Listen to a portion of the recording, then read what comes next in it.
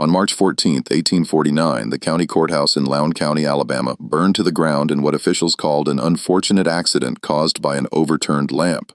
But among the ashes, investigators found something that didn't match the official story. 3 sets of human remains in the basement chained to iron rings embedded in the stone walls. The county clerk's records from 1847 to 1849 were completely destroyed along with property deeds, marriage certificates, and most crucially, the probate documents for the Sutton estate. For over a century, descendants of Lowndes County families have whispered about what really happened at Bell River Plantation during those 2 years, about the twin daughters of Colonel Nathaniel Sutton, and about the slave named Marcus, who somehow managed to document everything before he vanished. What you're about to hear has been pieced together from surviving letters, medical records from Mobile, and testimonies given to a Northern abolitionist society that were sealed until 1963. Before we continue with the story of the Sutton sisters and the secrets that consumed an entire community, make sure you're subscribed to Liturgy of Fear and hit that notification bell. We uncover the darkest corners of American history that textbooks won't touch, and leave a comment telling us what state or city you're listening from. We love knowing where our audience discovers these forgotten horrors. The truth about Bell River Plantation begins not with the fire but with a funeral 2 years earlier, and with 2 women who had been taught that survival meant absolute control. Lowndes County in 1847 stretched across some of the richest cotton-growing soil in Alabama, black earth that made men wealthy and carved the landscape into kingdoms of white columned houses surrounded by fields that reached the horizon. The county seat of Hahnville sat at the center of it all, a collection of brick buildings and dirt streets where planters conducted business, and their wives pretended not to know where the family wealth truly came from. Bell River Plantation lay 8 miles south of town, accessible only by a private road that wound through stands of water oak and across 2 tributaries of the Alabama River. Colonel Nathaniel Sutton had built the main house in 1828, a 3-story structure with 12 rooms and a separate kitchen building connected by a covered walkway. The slave quarters, 24 cabins arranged in 2 precise rows, sat a quarter-mile behind the main house, close enough to be summoned quickly, far enough that the colonel didn't have to hear the sounds of the lives he owned. The colonel had made his fortune in cotton, but his reputation came from something else entirely. He'd served in the Creek War under Andrew Jackson and brought back from that conflict a belief that humans could be improved through careful breeding the same way one improved livestock. His library contained medical texts from Philadelphia, agricultural journals from Virginia, and personal correspondence with men at universities who shared his convictions about racial hierarchies and biological destiny. He kept meticulous records, measurements, observations, genealogies, traced back 3 generations. His neighbors called him eccentric but brilliant. His slaves called him something else entirely, though never where white ears could hear. The colonel never married. Instead, he'd purchased a slave woman named Ruth in 1824 from a Charleston trader, a woman described in the bill of sale as of uncommonly fair complexion and Gentile bearing. Ruth gave birth to twin daughters in 1825, Sarah and Catherine. The colonel raised them in the main house, educated them with tutors from Mobile, dressed them in fine clothes ordered from New Orleans, but he never freed them.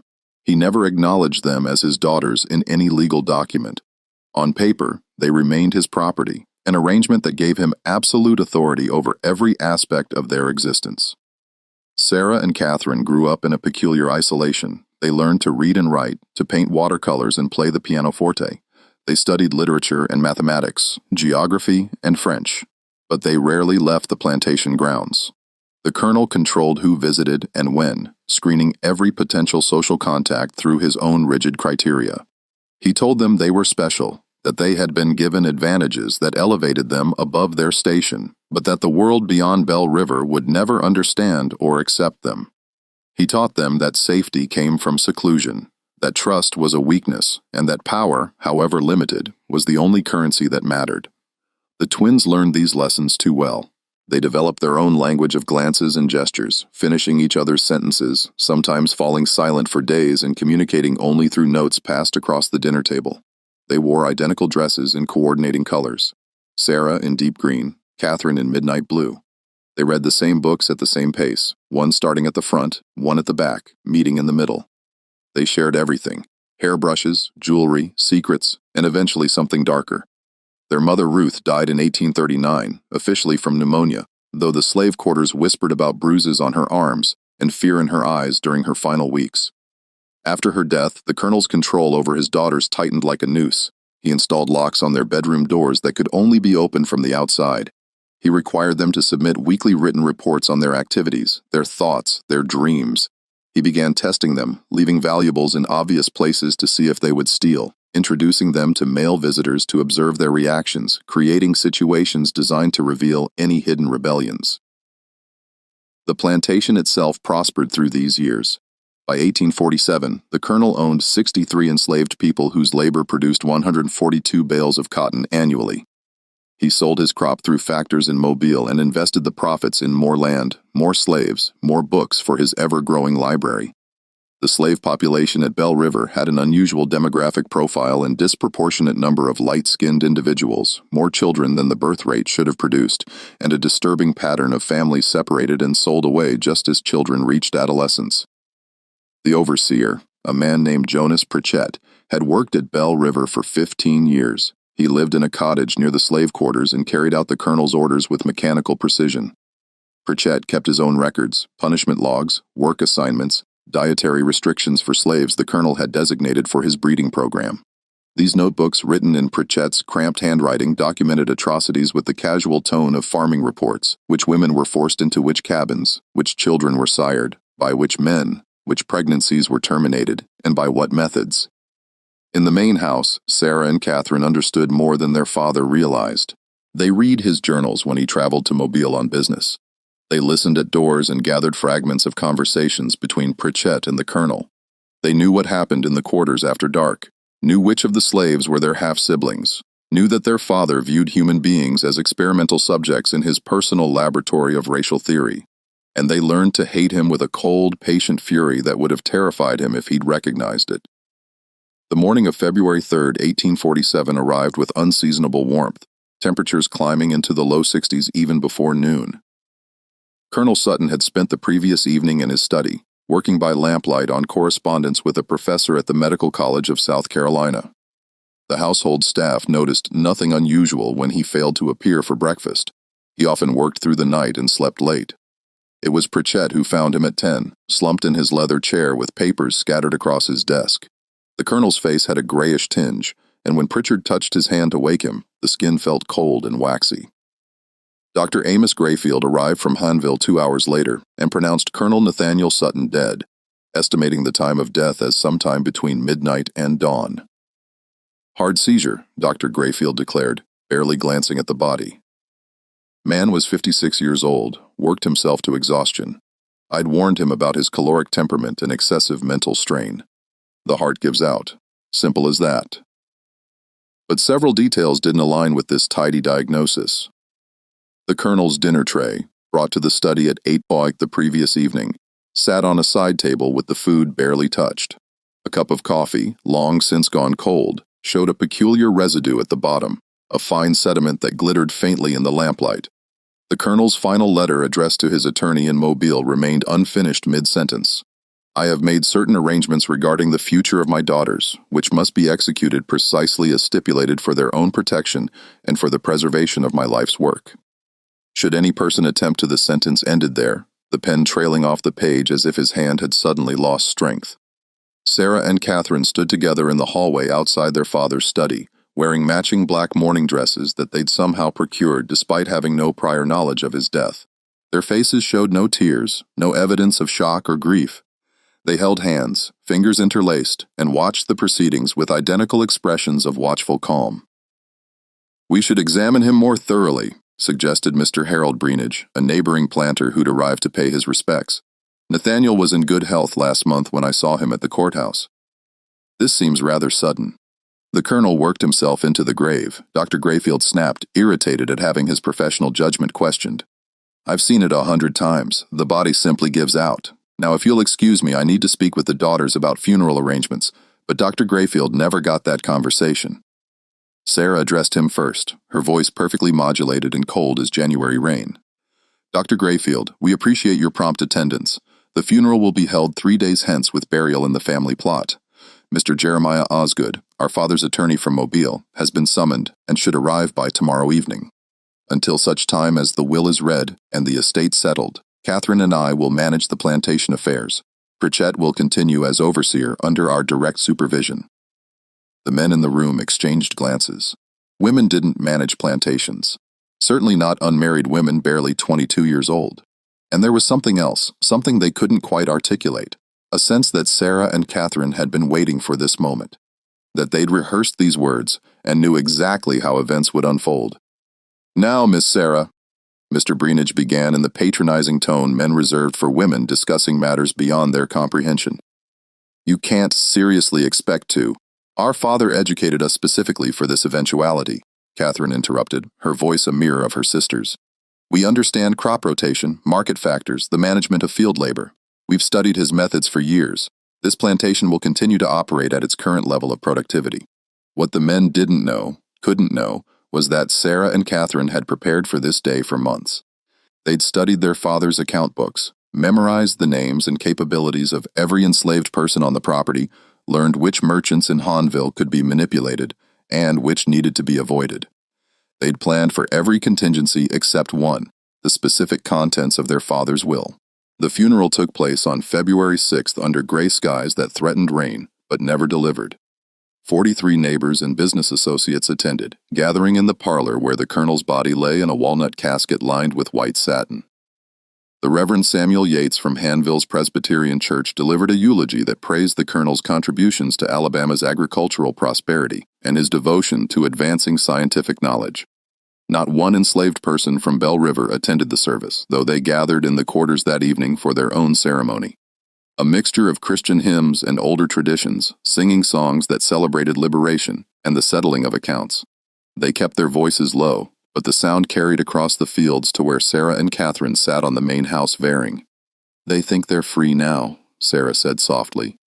"They'll learn differently," Catherine replied. Jeremiah Osgood arrived from Mobile the evening after the funeral, a portly man of 50 with silver hair, and the careful manner of someone accustomed to delivering bad news to people who could afford to make his life difficult. He carried a leather satchel containing Colonel Sutton's will and several sealed documents marked for the twins' eyes only. The reading took place in the colonel's study, now thoroughly cleaned of any evidence of his final hours.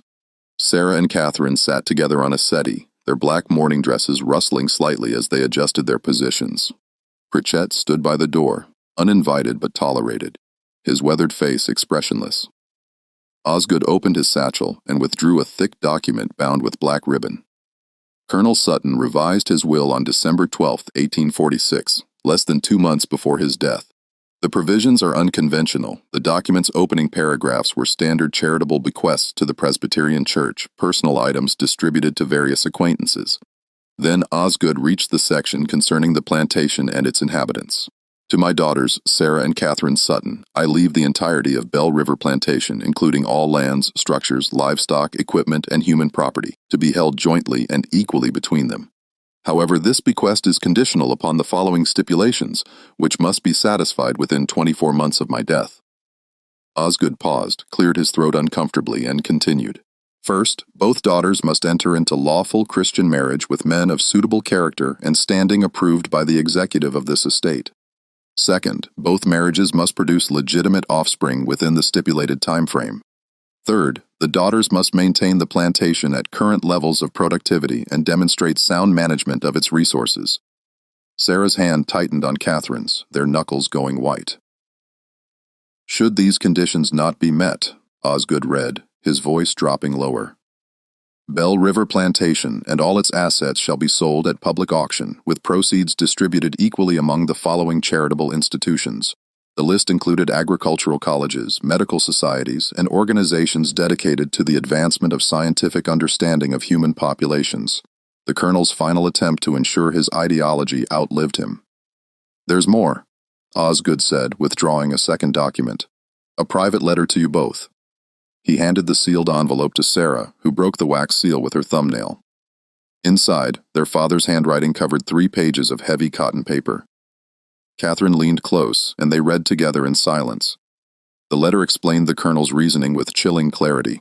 He'd observed their unnatural attachment to each other, their rejection of normal feminine interests in courtship and marriage. He'd concluded that they would never voluntarily separate, never form appropriate alliances with men who could continue his work and properly manage his estate. So, he'd created a situation where they had no choice: marry and procreate or lose everything. But the letter's final paragraph contained something more disturbing. I have made arrangements to ensure you choose wisely. My network of correspondents extends throughout the state and beyond. They will be watching, reporting back on your conduct and your choices. Remember always that you are what I made you, and you cannot escape the fundamental truth of your nature no matter how you might pretend otherwise. The blood that flows through your veins is both your privilege and your prison. Sarah folded the letter carefully and placed it back in the envelope. When she looked up at Osgood, her expression betrayed nothing. We understand the terms. Who serves as executive? I do, along with Mr. Breenage as co-executive. We're charged with approving any marriage proposals and ensuring the conditions are met. 24 months, Catherine said. That gives us until February 1849. Correct. I must say, ladies, your father's provisions are highly irregular. Most attorneys would have counseled against. Our father's mind was entirely his own, Sarah interrupted. Well, comply with his wishes. Now, if you'll excuse us, we have plantation business to attend to. After Osgood left, promising to return in 6 months to assess their progress, the twins remained in the study.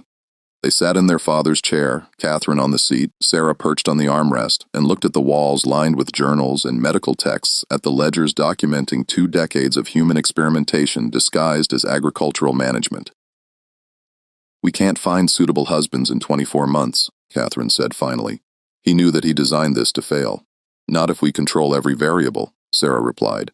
Father taught us that much. He believed humans could be bred like livestock, that every aspect of reproduction could be managed and directed. We'll prove him right, just not the way he intended. What are you suggesting? Sarah stood and moved to their father's desk, pulling open the bottom drawer where he'd kept his most private records. She withdrew a leather-bound journal and flipped it open to a page marked with a silk ribbon. Father's breeding logs. He documented everything. Which combinations produced, which results, which bloodlines he considered superior, which individuals he designated for his program. Catherine joined her, reading over her shoulder. The entries were clinical, dehumanizing, describing people as if they were cattle. Purchased male approximately 25 years from Williamson Estate. Good teeth, strong back, quick to learn tasks. Letters visible on back indicate prior ownership in Virginia paired with female number 4. Results: 1 male child sold 1837. 1 female child retained for future breeding. He was a monster, Catherine whispered. He was, Sarah agreed, but he was also thorough. And somewhere in these records is the solution to our problem. Over the following weeks, Sarah and Catherine absorbed themselves in their father's documentation. They discovered the full scope of his obsessions: journals spanning 20 years, detailed genealogies, physical measurements, observations on temperament and capability. He treated Bell River as a laboratory, its enslaved population as experimental subjects, all in service of his theories about racial hierarchies and human improvement. But within that documentation, they found something unexpected: evidence of intelligence, resilience, and resistance among the very people their father had tried to reduce to data points. Slaves who taught themselves to read despite prohibitions. Women who'd used herbs and folk knowledge to control their own fertility, quietly subverting the Colonel's breeding program. Men who'd sabotaged equipment and slowed productivity in ways that appeared accidental. Their father had noted these deficiencies without recognizing them as acts of rebellion. One name appeared repeatedly in the later journals, always with annotations of frustration.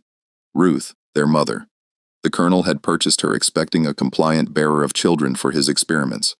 Instead, he'd found a woman who resisted him in subtle, persistent ways, teaching her daughters to read when he was away, whispering to them about the life she'd known before slavery, planting seeds of doubt about his absolute authority.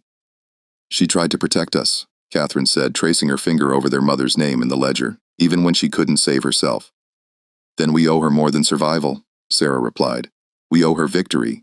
But victory required resources, time, and one more element they didn't yet possess: a man they could control completely, whose presence would satisfy the letter of their father's will while violating its spirit entirely. The solution arrived in late April, though they didn't recognize it immediately. The spring auction in Haynesville drew sellers and buyers from across central Alabama, transforming the courthouse square into a marketplace of human misery. Enslaved people stood on a raised platform while white men examined them like livestock, checking teeth and muscle tone, asking invasive questions about work history and health. The air smelled of dust and sweat and fear. Sarah and Catherine attended with Pritchett, ostensibly to purchase additional field hands for the expanded acreage they planned to cultivate. They wore black veils still in mourning, which gave them anonymity in the crowd and allowed them to observe without being observed too closely. The morning sales proceeded predictably. Field workers going to plantation owners, domestic slaves to town families, children torn from parents and sold to different buyers. Then shortly before noon, something unusual appeared on the auction block. Next lot, the auctioneer called. Property of the Granville estate recently deceased. One male, age approximately 28, name of Marcus. Got his letters, configure, worked as a house servant and tutor to the Granville children. No history of rebellion, no attempts to run. Starting bid, $1,000. Marcus stood on the platform with straight posture and level gaze, neither defiant nor submissive. He wore clean but worn clothing, and his hands, the hands of someone who worked with ledgers rather than cotton, showed no calluses. His skin was several shades lighter than most of the people sold that morning, suggesting mixed ancestry. But what caught Sarah's attention was something else entirely. The way he scanned the crowd, not with the defeated resignation she expected, but with calculation, as if he was evaluating potential buyers just as they evaluated him. Educated slaves are risk, someone in the crowd called out. Gets ideas above his station. Perfect for a household that needs bookkeeping done. The auctioneer counted. How many of you can balance your own accounts? Here's a man who can do it for you. Now, do I hear 1,000? The bidding opened slowly. Most planters didn't want an educated male slave. Too much potential for trouble, for reading abolitionist newspapers, for forging travel passes. But a few town merchants showed interest, seeing value in someone who could manage their stores or handle correspondence. Sarah leaned close to Pritchett. Bid, Miss Sarah. We don't need bid. Pritchett raised his hand. 1,000. 1,200. Countered a merchant from Montgomery. 1,300, Pritchett called. The bidding climbed to 1,600 before the Montgomery merchant dropped out, shaking his head at the inflated price for a single male slave, educated or not. Sarah had paid more than market value, a fact that would fuel gossip in the weeks ahead. Marcus was delivered to Bell River 3 days later, walking the 8 milles from Hahnville with his few possessions in a cloth bag. Pritchett met him at the plantation entrance and led him directly to the main house where Sarah and Catherine waited in the study. You can read and write, Sarah said. It wasn't a question. Yes, ma'am. Marcus's voice was educated, careful, revealing nothing of what he might be thinking. You tutored the Granville children. What did you teach them? Reading, writing, arithmetic, some geography and history, whatever their father requested. Catherine circled him slowly, appraising. The Granvilles were known abolitionists, Quakers, I believe. They allowed their slaves to be educated. For the first time, something flickered in Marcus's eyes, weariness perhaps, or recognition that this conversation was more complicated than it appeared. Mr. Granville believed all people possessed souls and minds worthy of development. Ma'am, and you? Sarah asked. What do you believe? I believe I'm standing in front of two women who paid too much for me and who clearly have something specific in mind beyond field labor. The twins exchanged glances. Their father had taught them to view enslaved people as objects, incapable of analysis or autonomous thought. Marcus had just demonstrated both within 30 seconds. We have an unusual situation, Sarah said carefully. Our father died recently, leaving conditions on our inheritance that require creative solutions. We need someone educated, discreet, and capable of understanding complex arrangements. What kind of arrangements? The kind that must remain private within this household, Catherine replied. You'll live in the main house, not the quarters. You'll have access to our father's library. You'll be treated well, fed properly, given freedoms that would be extraordinary elsewhere. But in exchange, you'll do exactly what we say when we say it, without question or hesitation. Marcus was silent for a long moment. When he spoke, his voice was very quiet. And if I refuse these unnamed terms, then you'll be sold south, Sarah said flatly, to cotton plantations in Mississippi where educated slaves are worked to death in the fields to break them of any intellectual pretensions. I can have you on a boat within a week. It wasn't an empty threat, and Marcus clearly knew it. What do you want from me? That depends, Catherine said. Can you keep secrets, even ones that could be used as weapons? I've kept secrets my entire life, ma'am. Had to survive. Sarah walked to the window, looking out across the plantation grounds. Our father's will requires us to marry within 24 months or lose everything. But we have no intention of submitting to marriages arranged by men who view us as property to be managed, so we're going to subvert the terms while technically fulfilling them. I don't understand. You will, Catherine said. But first, we need to know if you can be trusted completely and absolutely. Over the following days, Sarah and Catherine tested Marcus in ways both subtle and overt. They gave him access to their father's library and watched what he read. They asked his opinions on political matters and listened for hints of abolitionist sympathies. They observed how he interacted with the other enslaved people at Bell River, whether he attempted to organize or agitate. Marcus proved remarkably adaptable. He kept to himself, spoke carefully, and demonstrated an intelligence that had clearly been honed through years of navigating dangerous social terrain. He understood that educated slaves existed in a precarious position, valuable enough to be kept, dangerous enough to be feared. What the twins couldn't know yet, was that Marcus had his own secrets and his own agenda. The Granvilles had indeed been Quakers with abolitionist leanings. More than that, they'd been part of an informal network that collected testimony from enslaved people about the realities of plantation life. Marcus had spent 5 years documenting atrocities, recording names and dates and details in a coded short orthand he'd developed. When the Granvilles died, both within a week of each other from fever, their relatives had sold off the estate, including Marcus, before anyone could discover the trunk hidden in the root cellar containing years of carefully preserved evidence. Marcus had managed to retrieve his most important notebooks before the sale, hiding them in a hollowed-out Bible that no white person bothered to inspect. He'd been bought and brought to Bell River, expecting another period of careful observation and documentation. Instead, he found himself at the center of something far stranger and potentially more dangerous.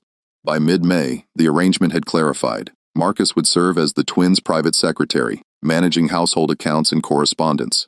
But more than that, he would be their confidant in a scheme they hadn't yet fully explained. Sarah revealed their plan one evening in early June after the house slaves had retired to their quarters, and the three of them were alone in the study. Our father's will requires us to marry and bear children within 24 months, she began. The executives must approve our choice of husbands, men of suitable character and standing. But the will says nothing about the husbands being suitable for us, only that they meet external criteria. I'm not following, Marcus said. Catherine smiled, and there was something almost feral in it. We're going to marry men we can control completely. Elderly men or sickly ones, or men desperate enough for the connection to a wealthy plantation that they'll agree to any terms. Men who will give us legal legitimacy, without interference in how we run Bell River. And the children? Marcus asked, though he was beginning to understand. Biology is biology, Sarah said bluntly.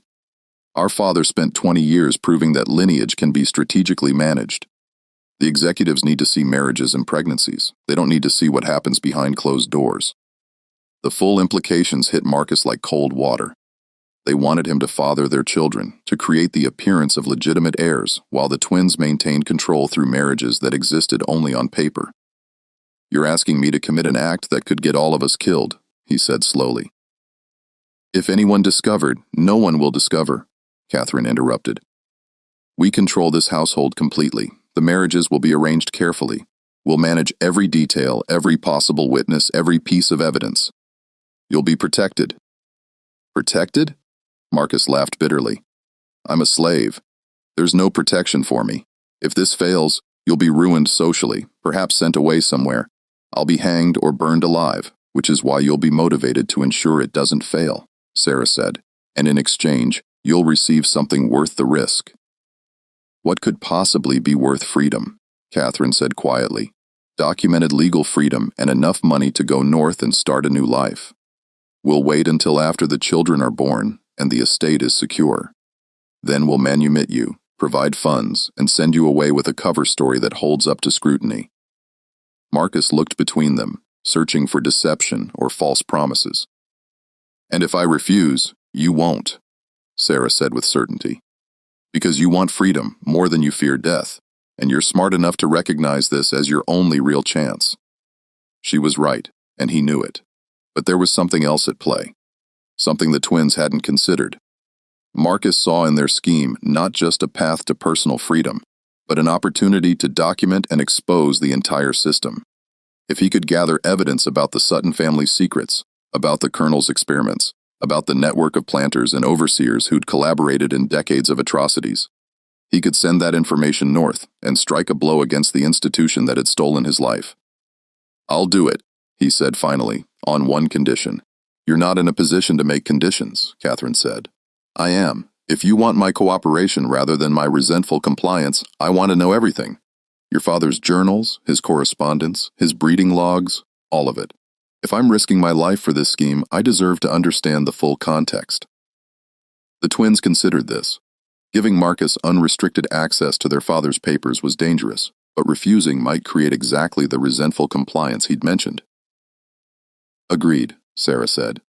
"But you'll study them here in this room under our supervision. Nothing leaves this house acceptable." What none of them said aloud was that they'd each just made a bargain with someone they didn't fully trust, gambling their futures on a deception so audacious it could only succeed if every element aligned perfectly. And in Lowndes County, Alabama in 1847, perfection was in very short supply, or mento denson. The summer months brought oppressive heat to Bell River, the kind that made the air thick as syrup and turned every physical task into an ordeal. But inside the main house, behind closed shutters and drawn curtains, a different kind of pressure built. Sarah and Catherine began their search for suitable husbands with the cold calculation their father had taught them. They needed men who met the executive's criteria for character and standing while being vulnerable enough to manipulate. They compiled a list from Osgood's suggestions and their own observations of Lowndes County society. The first candidate was Mr. Edmund Varley, a 68-year-old widower whose cotton operation had struggled since his sons moved west to seek opportunities in Texas. Flay had been a friend of the Colonel's and expressed immediate interest when approached about a potential match with one of the twins. "A beautiful opportunity," he declared during his first visit to Bell River in July, his watery eyes roaming over Catherine with an expression that made her skin crawl. "Union of two fine properties. Continuation of your father's legacy. I'd be honored to guide you through the complexities of plantation management." Catherine smiled and said nothing. After Vlay left, she scrubbed her hands raw in the wash basin as if she could remove the memory of his palm on her arm during the tour of the grounds. "He'll do," Sarah said clinically. "He's desperate to restore his reputation after last year's failed crop.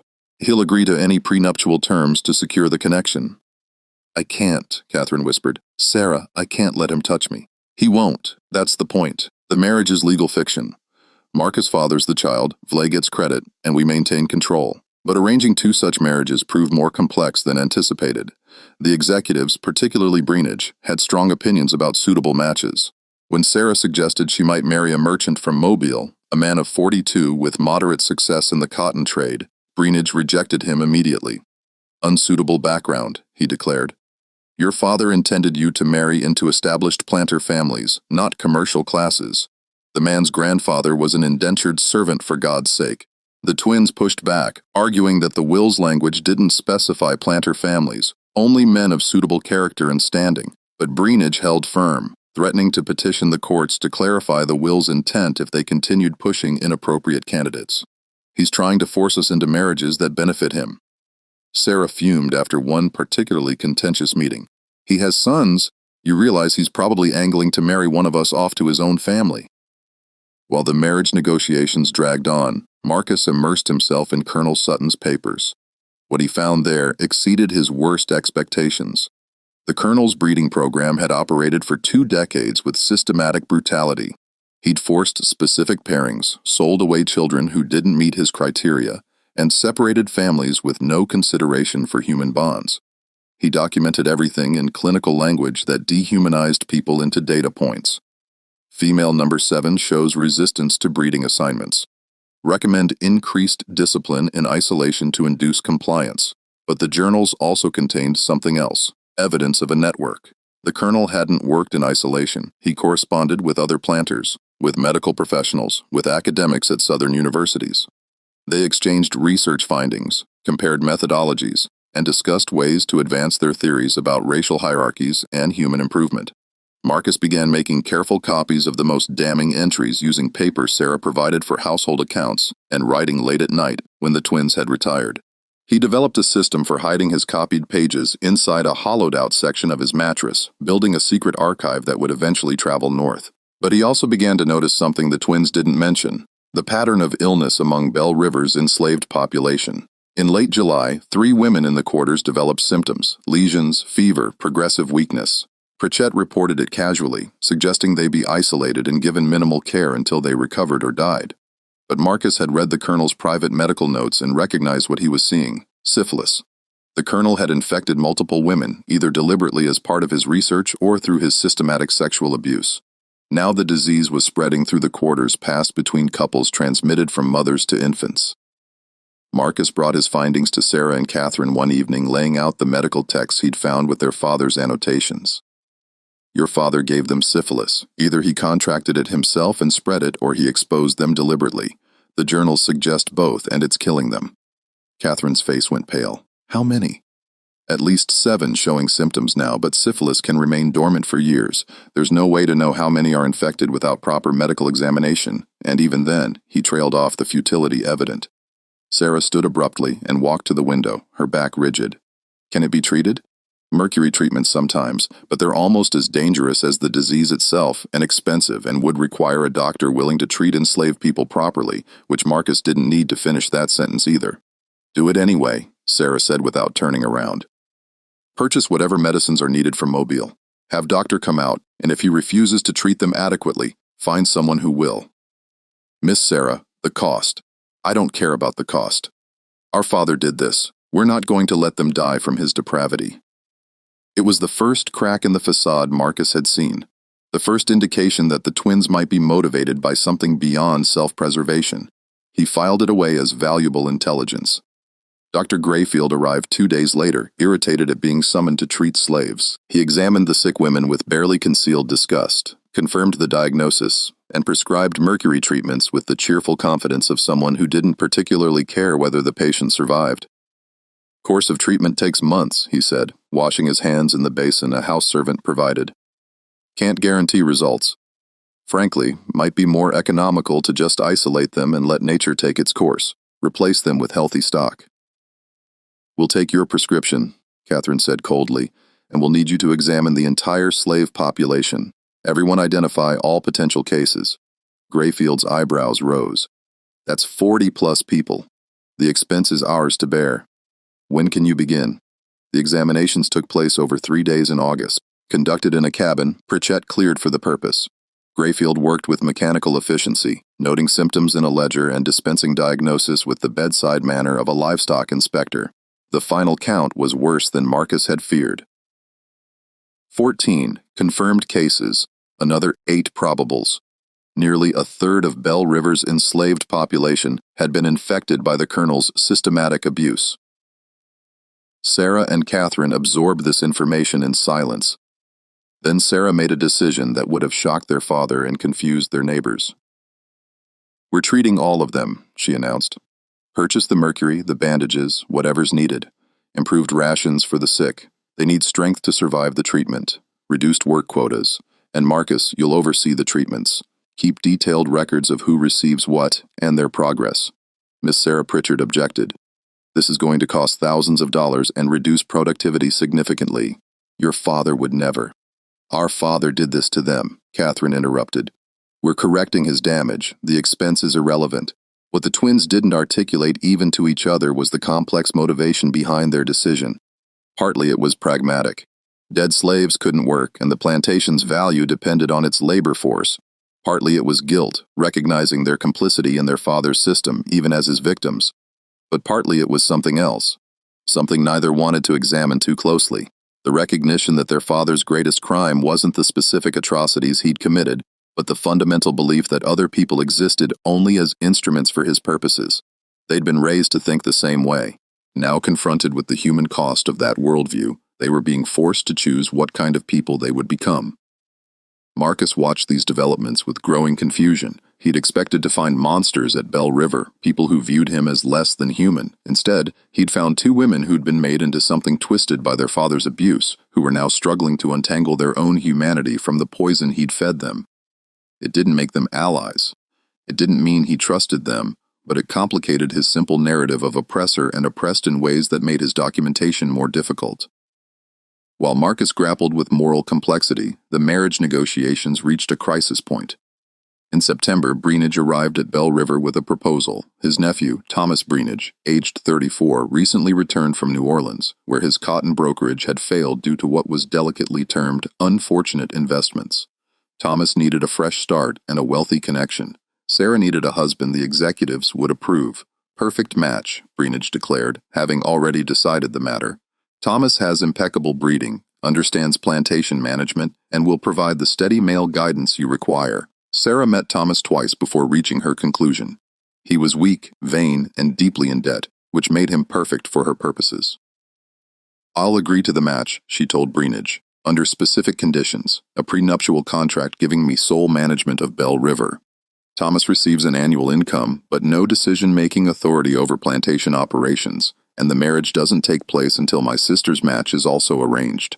Those terms are highly irregular. Those terms are non-negotiable. Thomas is desperate enough to agree." "We both know it." Breenidge sputtered, but couldn't argue with the assessment. Thomas did agree, signing a prenuptial contract that essentially made him a paid figurehead in exchange for respectability and freedom from his creditors. Catherine's match proved more difficult.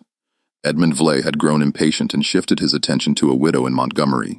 The executives rejected 3 other candidates for various reasons. Time was running short. They had until February 1849, and it was already October 1847. Then Catherine made a suggestion that changed everything. "What if I don't marry at all?" Sarah looked up from the ledgers they'd been reviewing. "The will requires both of us. The will requires both of us to marry within 24 months. It says nothing about remaining married. I could marry, become pregnant, and then accidents happen, especially to sickly husbands." The room fell silent. Marcus, sitting at the desk where he'd been copying correspondence, felt ice water run down his spine. "You're suggesting murder," he said quietly. "I'm suggesting that we fulfill the letter of Father's will through whatever means necessary," Catherine replied. "He never specified the husbands had to survive." "Catherine," Sarah began, "don't pretend you haven't thought about it. Thomas Breenidge is going to be a problem. He's weak but not stupid. Once you're married, he'll try to assert authority, pregnancy or not. Men like that always do. They can't help themselves." Sarah didn't argue, which was answer enough. Marcus understood in that moment that he'd badly miscalculated.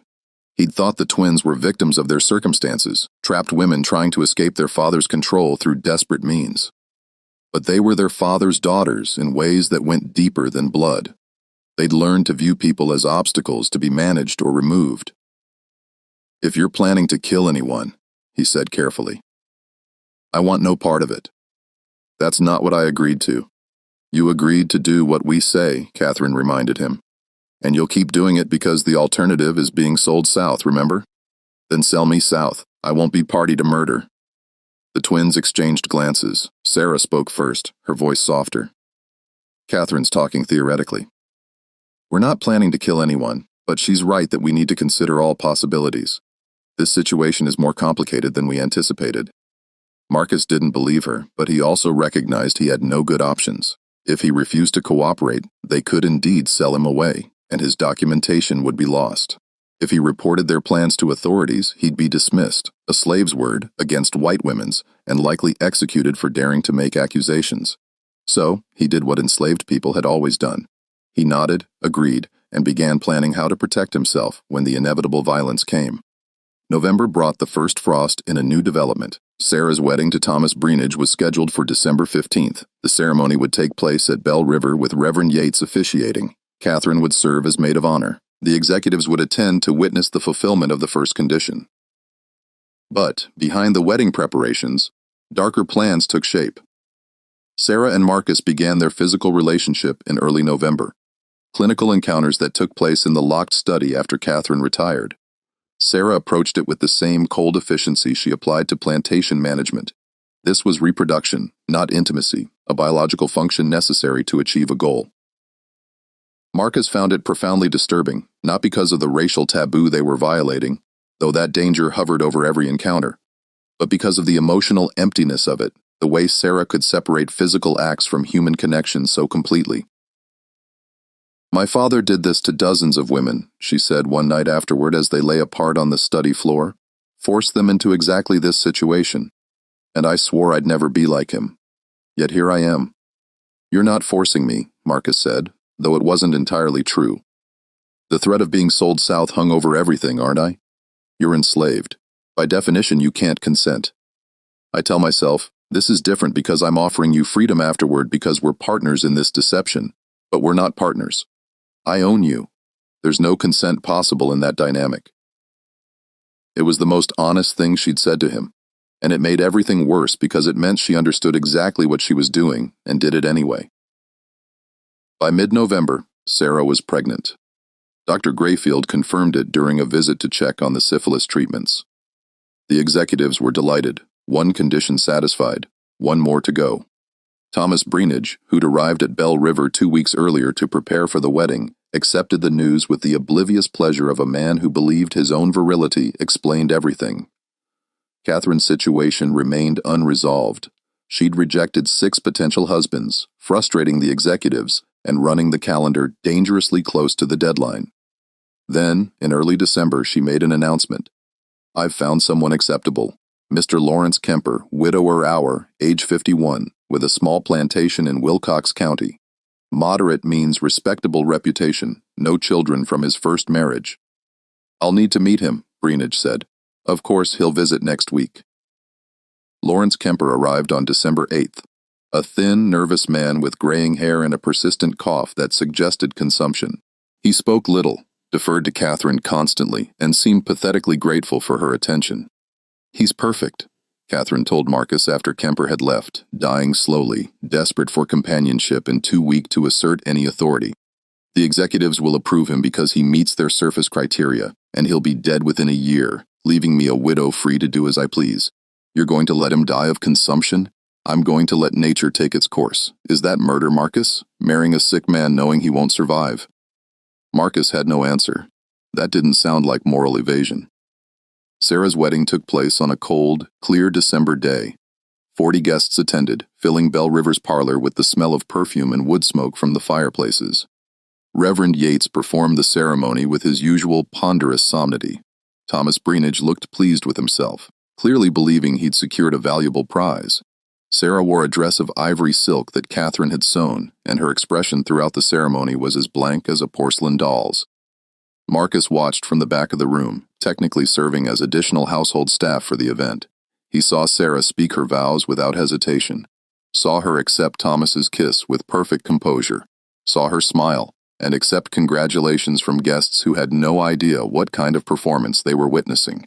That night, after the guests had departed and Thomas had drunk himself into a stupor in his new quarters, Sarah came to the study where Marcus waited. It's done, she said simply. The first condition is satisfied, and Thomas will do as he's told. I made that very clear during our wedding night conversation. He gets a comfortable life, an annual income, and the appearance of authority. In exchange, he stays out of my way and doesn't ask questions about how this plantation operates.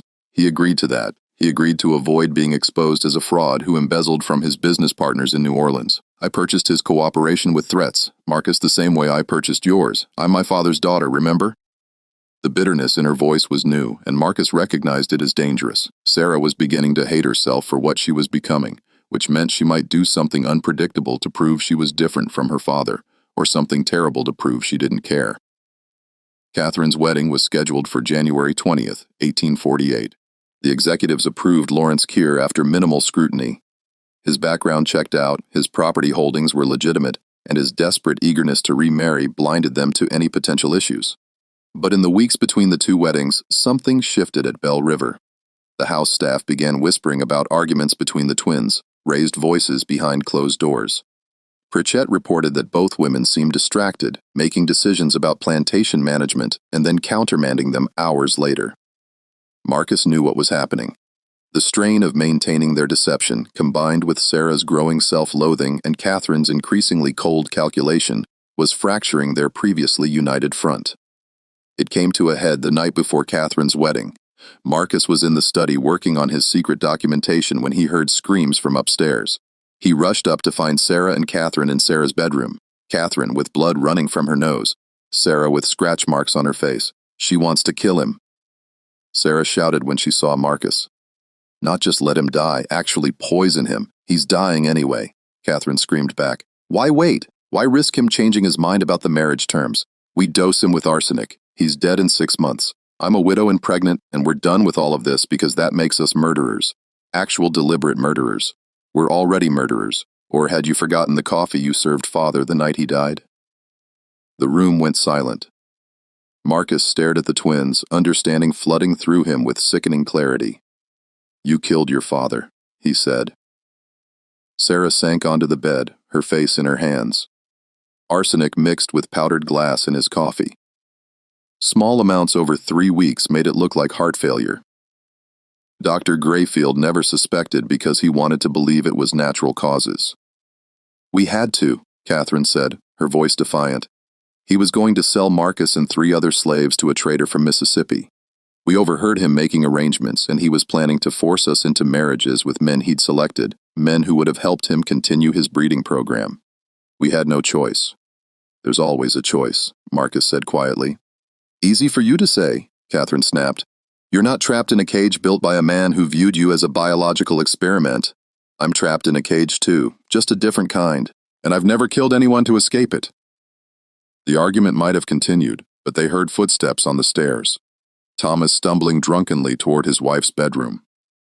The 3 conspirators fell silent, listening to him curse as he fumbled with the door handle, then give up and shuffle away. After he'd gone, Sarah spoke quietly. We can't do this again, Catherine. If you poison Lawrence, it's over. Someone will notice. Someone will investigate. And all of this, the plantation, our freedom, Marcus's documentation, all of it will be destroyed. Then what do you suggest? We're running out of time. We wait. We let nature take its course with Lawrence. We endure. And when it's finally over, when we've satisfied father's conditions and secured the inheritance, then we decide who we want to be. Catherine didn't answer immediately. When she did, her voice was tired. I don't know if I can endure anymore. I don't know if there's anything left of me to save. Marcus, watching them, realized he'd been documenting the wrong story. He'd focused on the Colonel's atrocities, the systematic abuse, the breeding program. But the real horror of Bell River wasn't what had been done to enslaved people, though that was horror enough. It was what had been done to the twins themselves, the way their father had twisted them into weapons and then aimed them at each other.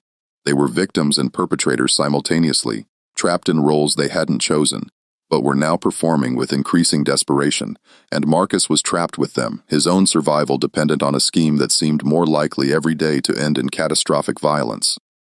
Catherine's wedding to Lawrence Kemper took place on January 20th, 1848, a smaller affair with only 20 guests. Kemper looked skeletal, his cough worsening in the January cold. He needed Catherine's support to walk to the parlor where Reverend Yates waited. The ceremony lasted 12 minutes. When Yates pronounced them married, Keir attempted to kiss his bride, but was seized by a coughing fit that left blood on his handkerchief. Consumption's got him good, Dr. Grayfield muttered to Breenage. Give him 6 months, maybe less. Lawrence Kemper moved into Bell River that evening, taking a bedroom far from Catherine's. He seemed pathetically grateful for every small kindness, thanking servants repeatedly for bringing him water and stoking his fire. Catherine and Marcus began their encounters in early February. Unlike Sarah's bitter honesty, Catherine treated it as another transaction to be completed efficiently. She scheduled specific times and afterward left without conversation. By March, Catherine was pregnant. Lawrence Kemper, confined to his bed by worsening illness, accepted the news with confused pleasure. Thank God, he wheezed. You'll have something to remember me by. The executives visited in April to verify both pregnancies. They found everything in order. Both twins married, both pregnant, cotton production maintained. Greenage pronounced himself satisfied. Meanwhile, Marcus spent his nights documenting everything. He now had evidence of the Colonel's breeding program, the syphilis epidemic, the poisoning, and the marriage scheme. But he still couldn't figure out how to get the documents north without being caught. In May, a traveling preacher named Jacob Sturgis arrived claiming to collect missionary donations. During dinner, Sturgis mentioned spending time in Philadelphia. Marcus caught the emphasis. A known abolitionist center. He made a small hand gesture, a sign used by Underground Railroad operatives. Sturgis paused mid-sentence, his eyes flickering to Marcus, then continued without missing a beat. Later, Marcus approached him near the stable. I have documents, evidence of crimes. It needs to reach Philadelphia. After consideration, Sturgis agreed. Marcus spent 10 days copying his most crucial documentation onto thin paper, writing in microscopic hand. He documented the colonel's experiments, the forced breeding, the syphilis epidemic, the poisoning, and his own role in the twin scheme. He enlisted Isaiah, a field worker, to deliver the documents to Sturgis and Selma. 2 weeks later, Isaiah returned, confirming delivery. Marcus felt simultaneously liberated and terrified. The evidence now existed beyond the twins' control, but if discovered, he was a dead man. Summer brought mounting tension. Sarah's pregnancy advanced normally, though she grew increasingly withdrawn. Thomas Breenidge took to drinking heavily. Lawrence Kemper lingered in his sick room, attended by patient servants. Then Sarah began visiting Lawrence, bringing him books. He'd been a teacher once, he explained, before inheriting a plantation he'd never learned to manage properly. "I'm just a school teacher who wanted to read books," he said weakly. "Is that so terrible?" Sarah had no answer. On August 17, 1848, Lawrence Kemper died in his sleep from consumption. He was buried 3 days later, his brief presence memorialized with a simple headstone. Lawrence Kemper, 1797 to 1848. He found peace at the end. Catherine was now a pregnant widow, the will's conditions fulfilled. But something changed in her after Lawrence's death. Guilt, even though she hadn't actively killed him. In mid-September, a woman appeared claiming to be the colonel's half-sister, threatening lawsuits if not given a settlement. The twins knew she was a fraud, but before they could act, she approached Pritchett with a bribery offer. Pritchett reported it immediately. Armed with this evidence, the twins confronted the fraud and her lawyer in Hanville. The meeting was brief and brutal. They left Alabama within 24 hours, but the incident revealed their vulnerability. Until the babies were born, they remained targets. In late October, everything nearly unraveled. Thomas Breenidge, drunk after winning at cards, mentioned that Sarah had been pregnant within weeks of their marriage. Surprisingly quick timing. Word spread through Lown County within days. The scandal hit Bell River like a thunderstorm. Breenidge arrived demanding explanations. Sarah made a decision. She stood before prominent neighbors 7 months pregnant and delivered a calculated confession. "I was violated," she said steadily. "Before our marriage, Thomas and I were intimate. I became pregnant. Rather than cancel the marriage and face ruin, we proceeded with the ceremony. It was wrong, it was sinful, but it doesn't invalidate our Father's will." The men exchanged uncomfortable glances. Premarital intimacy was scandalous, but not unprecedented. Sarah's frank admission made the story believable, a lie that protected the greater deception underneath. "What about your sister?" Breenidge asked. "Catherine's situation is entirely proper." Breenidge studied her carefully but had no evidence to disprove her story. "This matter is closed," he declared finally. "The will's conditions have been met." After everyone left, Sarah collapsed in the parlor, her composure finally breaking. Sarah went into labor on November 14, 1848.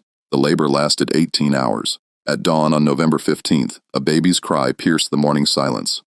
"A girl," the midwife announced, "small but healthy." Sarah lay exhausted against the pillows, her daughter wrapped in blankets beside her. The baby had dark hair and ambiguous features, useful in a house built on lies. "She's free," Sarah whispered. "That's all that matters." Catherine delivered on December 7th after 12 difficult hours, the umbilical cord wrapped around the baby's neck.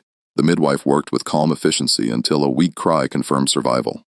"Another girl," she said. "She's a fighter." Catherine looked at her daughter, darker than Sarah's child, with features requiring careful explanation. "I'm calling her Ruth after our mother." "And mine will be Abigail," Sarah said through tears. After the grandmother we never knew, the names honored women their father had erased.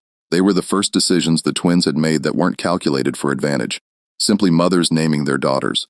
The executors visited on December 20th to verify both births and finalize the estate transfer.